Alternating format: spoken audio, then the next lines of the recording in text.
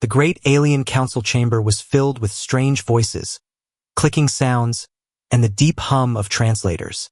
Leaders from 20 different species sat in a circle under a massive glass dome. Outside, stars drifted slowly, but inside, all eyes were locked on one man, Captain Daniel Rourke, the only human in the room. The Zorathian ambassador, a massive creature with skin like polished stone, slammed his heavy fist on the table. The echo silenced the chamber, his glowing yellow eyes fixed on Rourke. "Tell us, human," he said in a voice that sounded like rolling thunder. "How can your kind mate every single day for a whole year without breaking your tool?" A low gasp spread across the chamber. Some aliens turned their heads away in embarrassment. Others leaned forward in curiosity. The question was blunt, almost insulting, but the Zorathians were not known for subtlety. Rourke didn't answer right away.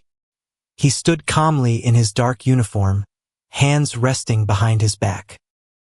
His expression was unreadable, but there was a hint of amusement in his eyes.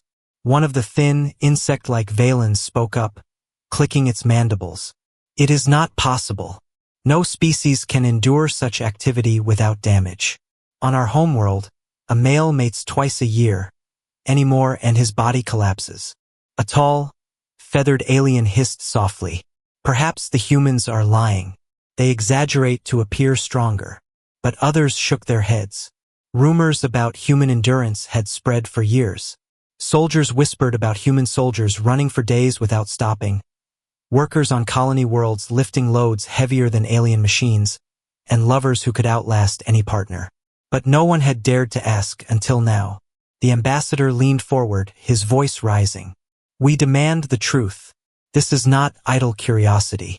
If humans possess this ability, it means your species has stamina and recovery speed far beyond our understanding. This could make you dangerous." Rourke let the silence stretch. He looked around the chamber, meeting the eyes of each alien.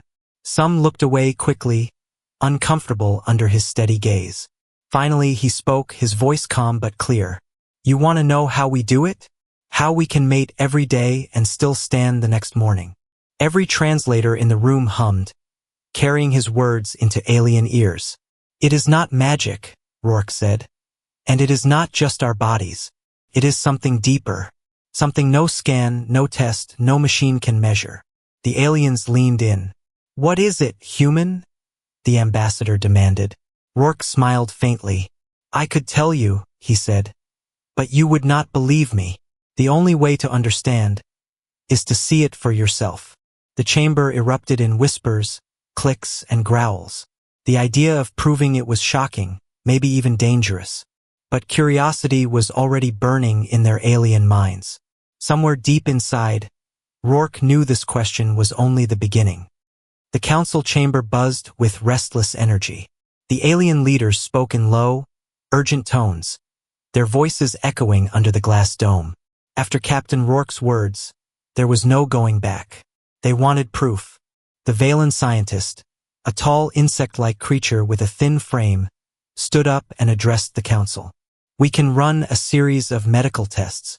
If the human's claim is true, our scanners will reveal the secret of his endurance."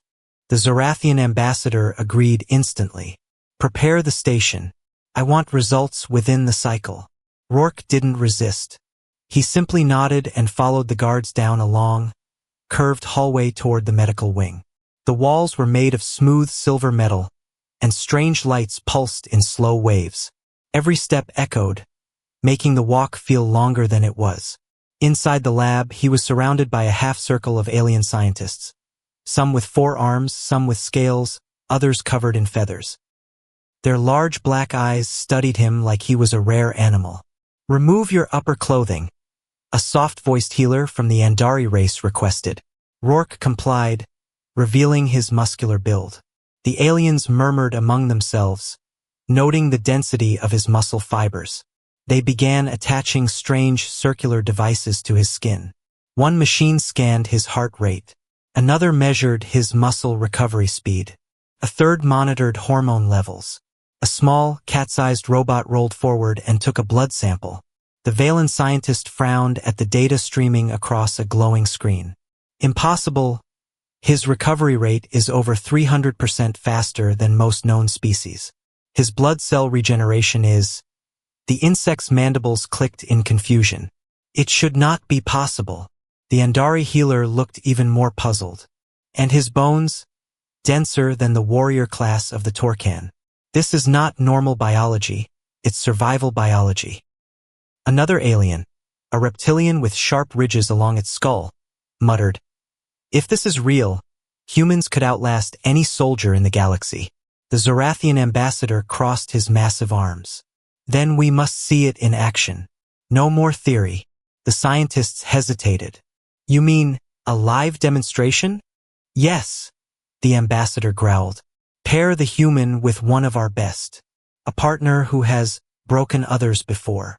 His glowing eyes swept the room. "I want to see if the human survives." Whispers filled the lab. Many scientists exchanged uneasy glances. This was no longer just an experiment. It was a challenge that could ruin or glorify humanity's reputation forever. Rourke pulled his shirt back on, his voice calm. "Name the time and place." The ambassador's lips curved in something close to a smile. "Tomorrow, you will meet your partner." As Rourke left the lab, he noticed the way the alien stared after him. Not with contempt, but with something else. Curiosity, fear, and maybe respect. Somewhere deep in the council halls, his partner was already being chosen, and she had no idea what was coming. The next day, the great hall was filled again. This time, the seats were not only for the council but also for spectators from many worlds. Rumor had spread fast. Everyone wanted to see the human who claimed he could endure what no alien male could. Captain Rourke stood in the center, wearing the same calm expression he had worn in the council chamber. His dark uniform was gone, replaced with a simple training suit. He looked ready, but his eyes kept scanning the room, searching for the one he had to face. A loud metallic door opened at the far end of the hall. Heavy footsteps echoed, slow and deliberate. The crowd went silent. She appeared, tall, blue-skinned, and powerfully built. Her long silver hair was tied behind her head, and her golden eyes locked onto Rourke with a predatory glare. She was Lyra, a warrior from the Vrakai species, famous for her unmatched strength and endurance, and infamous for breaking 3 previous partners. She stopped in front of him, crossing her arms. "You're the human they're talking about?" she asked, her voice low and sharp. "That's me," Rourke replied simply. She tilted her head, studying him like a hunter studies prey. "You won't last a week." Rourke smiled faintly. "We'll see." The Zorathian ambassador stepped forward to address the crowd. "This trial will last 1 month. If the human completes it, we will accept his species claim. If he fails, Earth's reputation will be crushed." The room buzzed with excitement. Lyra stepped closer, her voice just for him now. "I will not go easy on you, human. This is not a game. I will push you until you break." Rourke's reply was calm, almost casual. "Good. I like a challenge." Her golden eyes narrowed. She didn't expect defiance. Most alien males flinched under her stare. The trial began in a private living chamber, monitored by dozens of hidden cameras. Alien scientists would watch every interaction, measuring stamina, strength, and recovery. Lyra was confident she could exhaust him quickly. She had done it before. But after the first night, something unexpected happened. When she walked into the council the next morning, she was slower. Her steps were heavy. She didn't meet anyone's gaze. Rourke, however, strolled in behind her, holding a cup of coffee, looking as if he had slept perfectly. The whispers began. "Is it possible? She looks tired, he doesn't. Maybe it's only the first day. She'll recover." But as the days passed, the same thing happened again and again. Lyra's pace slowed. Her smirk faded, and the human's calm smile never left his face. By the end of the first week, even the most doubtful aliens started to wonder if they had underestimated Earth's men. And deep inside, Lyra began to realize this human was different. Very different. By the end of the second week, The council chamber was no longer a place of politics. It had become a place of gossip and disbelief. Every morning, the spectators filled the observation decks, eager to see the latest reports from the trial. Screens around the chamber showed live health readings, energy levels, and recovery times of both participants. The data didn't lie. Lyra's stamina had dropped sharply. Her heart rate stayed high for hours after each session, and her recovery time kept getting slower. She had been the pride of the Vrakai warrior clans, but now she struggled to keep her balance when walking into the council hall. Rourke, on the other hand, looked the same as the day he started. Calm, relaxed, almost bored. The alien scientists were in chaos. The Valen insectoid doctor kept repeating, "It cannot be natural. This defies all biological limits." The Andari healer shook her head and whispered, "If the human can sustain this pace for another 2 weeks, it means our species' understanding of endurance is completely wrong." In the council seats, ambassadors leaned toward each other, speaking in hushed tones. If humans can do this, imagine them on the battlefield. Imagine their soldiers never tiring. The Zorathian ambassador, who had once doubted Rourke, now watched him with an intense, almost grudging respect. Lyra, however, was not ready to admit defeat. On the morning of the 15th day, she entered the chamber wearing her battle armor, a silent message that she intended to push even harder. When she passed Rourke, she muttered under her breath, "Today you break." Rourke simply sipped his coffee and replied, "We'll see." The trial room that day was locked tighter than ever. No interruptions. No observers inside. Only the hidden cameras remained.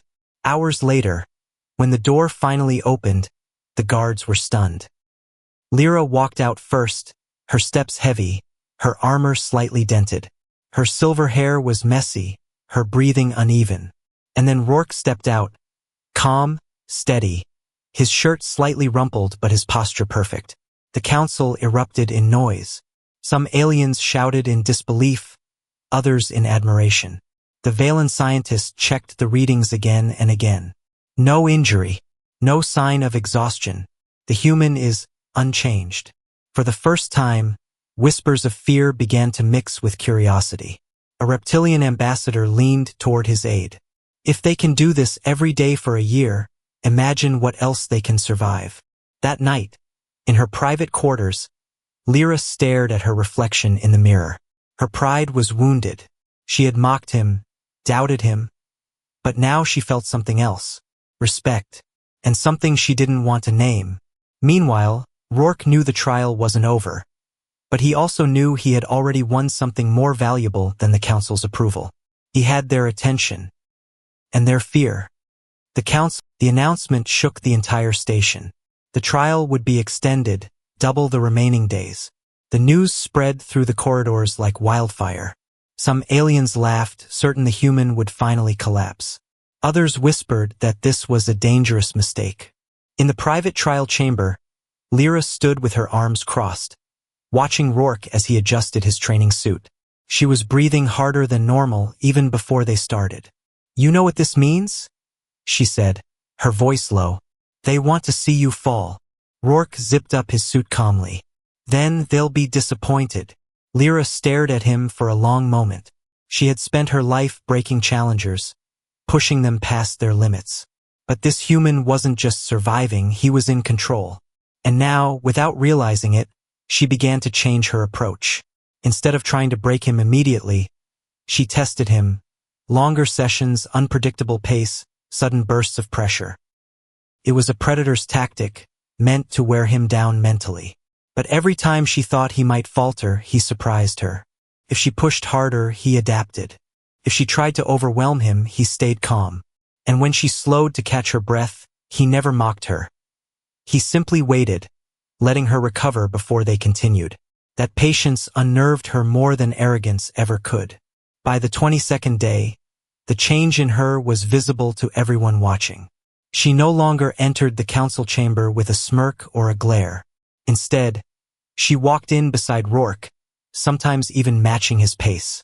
The alien spectators noticed. "She's not trying to destroy him anymore," one whispered.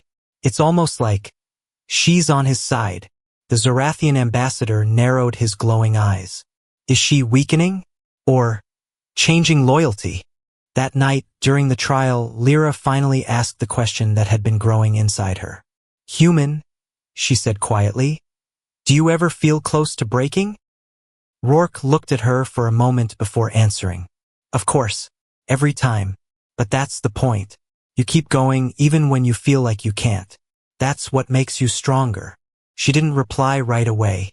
Instead, she studied his face, searching for even the smallest sign of weakness. She found none. From that moment, something shifted. She began to protect him, not from the trial itself, but from the politics around it. When jealous alien males claimed the trial was fake, she shut them down. When a council member suggested new enhancements to push him further, she refused. By the 25th day, Rourke realized he was no longer fighting alone. The warrior who once wanted to see him fail now stood beside him. But the council wasn't done testing him yet. And the final challenge would be the hardest of them all. The final day of the trial arrived. The council chamber was packed to its limit. Ambassadors, scientists, guards, and even traders from far-off worlds had come to see the conclusion. For 30 days, the human had endured everything the Vrakai warrior could throw at him. The readings from the monitors were undeniable. No injuries, no decline in stamina, and no loss of performance. It was something no alien could match. When the heavy doors opened, all eyes turned. Lyra entered first, standing tall but clearly tired. Her golden eyes no longer held the challenge they once did. Instead, they showed something different, pride. And she wasn't alone. Rourke walked in behind her, perfectly steady, holding a steaming cup of coffee in one hand, as if this was just another normal morning. The crowd erupted in noise, shouts, gasps, even laughter. Some couldn't believe it. Others were forced to accept what they had seen with their own eyes. The Zorathian ambassador stood, raising his voice above the chaos. We have seen enough. The human has completed the trial, and more. We cannot deny the truth. The Valen scientist added, his biology is remarkable, but it is not the whole story. His mental endurance is beyond anything we have studied. The council chair, an elder with skin like living crystal, finally gave the verdict. The human species is to be recognized as one of the most resilient and capable in the known galaxy. Their endurance is unmatched. A ripple of unease spread through the room. Some saw this as an opportunity to ally with Earth. Others saw it as a threat. Lyra stepped forward, her voice carrying across the chamber. I thought I could break him. I was wrong. He is unlike any being I have ever met. She turned to Rourke, her tone softer. You have my respect and my loyalty. The room fell silent at her words. For a Vrakai warrior to pledge loyalty was rare, almost unheard of. Rourke gave a small nod in return. Thank you, Lyra. Then, as the council began drafting the official record, the Zorathian ambassador approached him privately. You have proven your kind's strength, human. But tell me, was this truly your limit? Rourke leaned closer, his calm smile returning. Limit? No, this was just a warm-up. The ambassador froze, staring at him as if trying to decide whether he was joking. But Rourke was already walking away, Lyra matching his stride. Behind them, the council chamber erupted again. Some in applause, others in heated argument. The galaxy had just learned something they could never forget. Humans were not only survivors. They were unstoppable. And Captain Rourke had made sure they would remember it.